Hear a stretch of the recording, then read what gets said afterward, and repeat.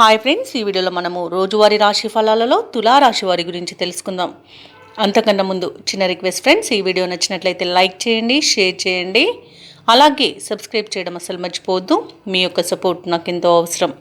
ఇక తులారాశి వారికి ఈరోజు చూసుకున్నట్లయితే కొంత కుటుంబ సభ్యులతో మాట పట్టింపులు కలిగే అవకాశం ఉన్నందున ప్రశాంతంగా ఉండడానికి ప్రయత్నించండి. ఇక ఇంట వృధా ఖర్చులు పెరుగుతాయి కాబట్టి పొదుపు చేయడం ద్వారా ఈ సమస్య నుండి బయటపడవచ్చు. ఇక దూర ప్రయాణాలు ఎవరైతే చేస్తున్నారో వారికి వాహన ఇబ్బందులు అనేవి కనబడుతున్నవి. అలాగే చిన్న చిన్న ప్రమాద సూచనలు కూడా కనిపిస్తున్నవి కాబట్టి తగిన జాగ్రత్తలు తీసుకోండి.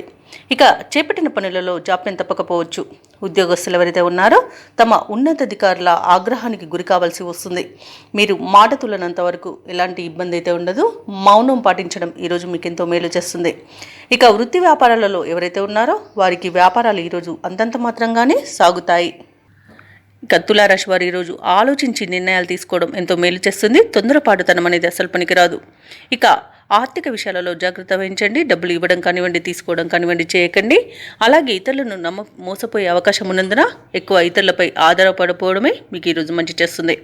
అనారోగ్య సమస్యలు వేధించే అవకాశం ఉన్నందున ఔషధ సేవనం చేయండి. తగ్గకపోతే వైద్య సంప్రదింపులు చేయడం మీకు మేలు చేస్తుంది.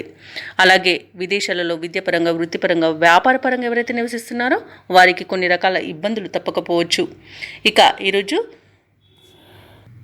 తులారాశి వారికి కుటుంబ సభ్యులతో విరోధాలు కలిగే అవకాశం కనిపిస్తుంది. కష్టానికి తగ్గ ఫలితం ఏమాత్రం కనిపించదు. కొన్ని విషయాలలో మధ్యవర్తిత్వం వహించాల్సి వస్తుంది.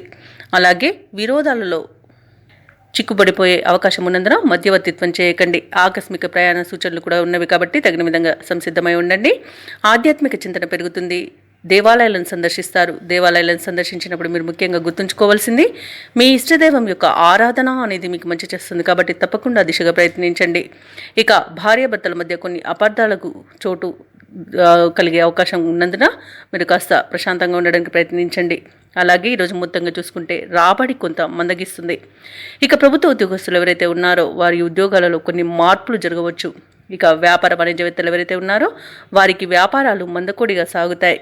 పారిశ్రామికవేత్తలకు, రాజకీయ వర్గాల వారికి ఈరోజు అనుకూలంగా లేదు. కళాకారులకు ఒత్తిడిలు అనేవి పెరుగుతాయి.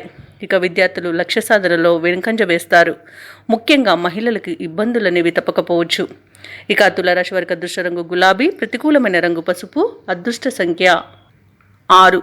ఈరోజు తులారాశి వారు ఆదిత్య హృదయాన్ని పఠించడం, అలాగే శివాష్టోత్తర శతనామావళి పఠనం, శివాలయ దర్శనం ఎంతో మేలు చేస్తుంది. అలాగే పనులలో వచ్చే ఆటంకాలను తొలగిస్తుంది.